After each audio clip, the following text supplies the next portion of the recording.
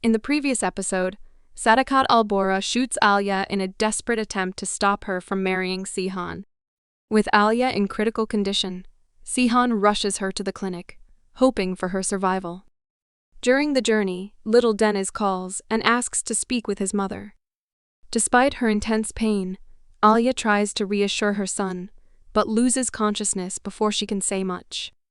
Back at the mansion, Sadakat confesses to her children that she is the one who shot Alya. She warns Sihan over the phone not to let her survive. Nera, furious, blames Sihan for the tragedy, insisting that he should have let Alya return to Canada. Unable to take Alya to a hospital without involving the police and risking his mother's arrest, Sihan decides to take a risky route he calls Mine for help with the necessary medical equipment to perform surgery on Alya. Though Mine initially refuses, Sihan pressures her by threatening to tell the police that he himself shot Alya. Sadakat does everything in her power to stop the surgery, but her efforts are in vain. Meanwhile, Nera and Kaya are enraged by their mother's actions, furious at her cruelty. The surgery is successful, and Alya is brought back to the mansion. Seeing his mother, Sihan threatens her, telling her that if she harms Alya again, he will take Alya and little Deniz away, and she will never see them again. When Alya wakes up, she asks Sihan who shot her. He responds that he doesn't remember, but will find out. She asks him why he didn't call the police, and why he took such a risk by performing surgery in a clinic instead of a hospital. Sihan reminds her of the risk she took when she performed surgery on him in the mansion. Elsewhere, Sahin visits his father in prison after being expelled from the mansion by Sadakat. Ekmel wastes no time trying to turn Sahin against his family.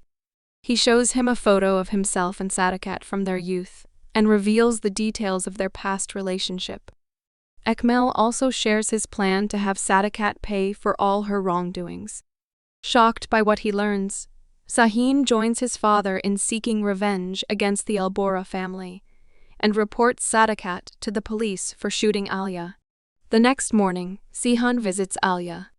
While they are talking, Sadakat enters and confesses to Alya that she was the one who shot her. Alya is stunned, realizing that everyone already knew the truth but kept it from her.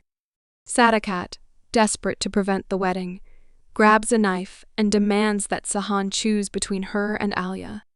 She reminds him of his past with Ima, and warns him that Alya will only bring trouble if they marry. Despite Sadakat's efforts, both Alya and Sihan remain determined to go ahead with their wedding. Alya to stay close to her son, and Sihan to fulfill his brother's wishes. Their conversation is interrupted when the police arrive at the mansion. They want to question Alya and ask if it was truly Sadakat who shot her. In a moment of defiance, Alya responds, "No, I shot myself." Sihan confronts Sahin, who admits he was behind the report, and tells Sihan about Sadakat and Ekmel's past. In a fit of rage, Sihan tries to shoot Sahin, but Nera intervenes and stops him. Sadakat explains her side of the story, claiming that she was young and manipulated by Ekmel, who promised to marry her but later abandoned her. She insists that she didn't marry Azam for revenge, but for love. Meanwhile, at the mansion, Alya remains resolute in her decision to marry Sihan. She tells Sadakat, "You will not separate me from my son.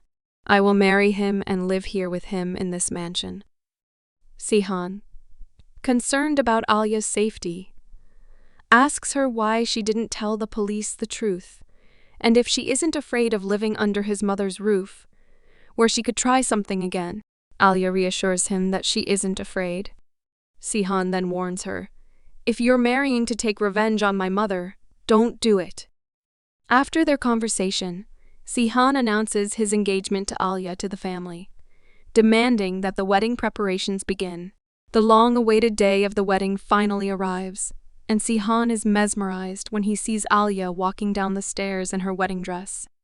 After the ceremony, Sadakat makes a surprising announcement, saying that she would like to have another grandchild. And so, we come to the end of another dramatic episode of Uzak Şehir. If you enjoyed the video, don't forget to like and subscribe to the channel to stay updated on this thrilling journey. See you in the next episode.